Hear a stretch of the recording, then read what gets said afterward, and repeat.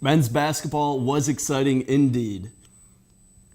Iowa took on Indiana Friday night in Carver, and in true Iowa fashion, this game came down to the final minutes and Jordan Bohannon. Marissa, not only did it come down to the final minutes, but they needed extra time in this one, thanks to a three right here by Jordan Bohannon to help Iowa bridge that late gap and send this game to overtime. Jordan Bohannon scored 12 out of Iowa's final 15 points, just like this ice-cold dagger three to help seal a 76-70 overtime victory against Indiana. My grandma texts me after all the close ones and says, you guys need to win by more because she's got a speedy heart and she doesn't like those. So they're fun for us and not so much fun for grandma. There's only so many late game situations we can go through before I feel like my brain's about to explode. But no, we've been playing them really well. We've been running good sets, getting the ball in the right hands towards the end of the game and not making a lot of mistakes. So that's key to making things happen late game. I think we'd rather take care of business early so we don't stress too much. Now I'm guessing after Friday's game against Iowa in Assembly Hall 2 weeks ago, Jordan Bohannon is definitely the most hated man in Bloomington, but he's certainly loved in Iowa City. DITV sports reporter Zach Lohman has more on one of the clutchest players in Iowa basketball history. Hawkeye fans don't have to travel all the way to Oracle Arena to see Steph Curry play. All they have to do is go to Carver Hawkeye Arena. When we signed him, I said, he's a lot like Steph. And what I meant was, he has that quick trigger. Steph Curry just pulls right in your face, and that's what Jordan does. And everybody's like, no, what are you talking about? He's not like Steph. But he kind of is, with those shots and his ability to make those shots. I think it's a pretty obvious comparison. They shoot from, their houses basically. So, they make big time shots. So I think it's a great comparison.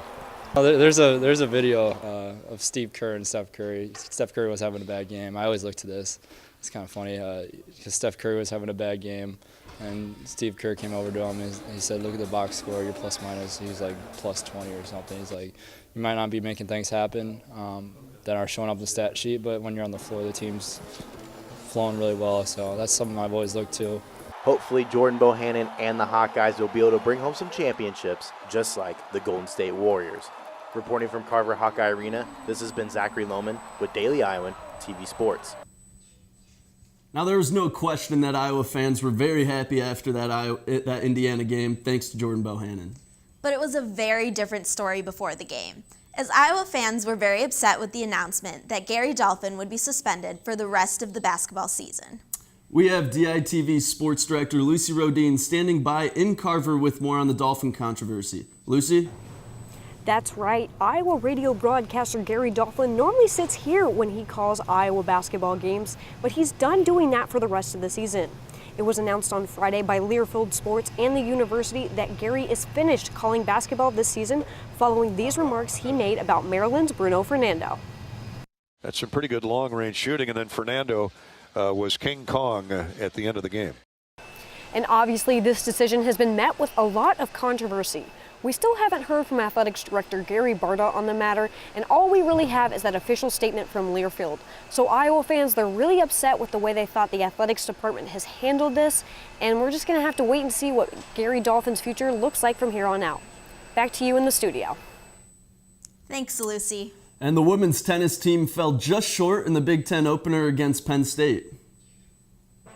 The Hawks started strong, taking the double point after 2 matches. Freshman Samantha Mannix went into her bag of tricks for an impressive backhand swing, but fell short.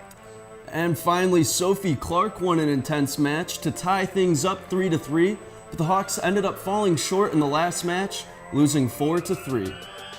A little bit of joy that we've got to find in difficulty, and we've got to have just a little bit more of a lightness about us when we have challenges. I think every match is hard, and we're not going to get anything easy, and when it does get hard, instead of kind of fighting that and being frustrated that it's hard, just kind of embracing that it's hard. And we're going to win matches and we're going to lose matches, but nevertheless, it's college tennis and you got to just enjoy this experience.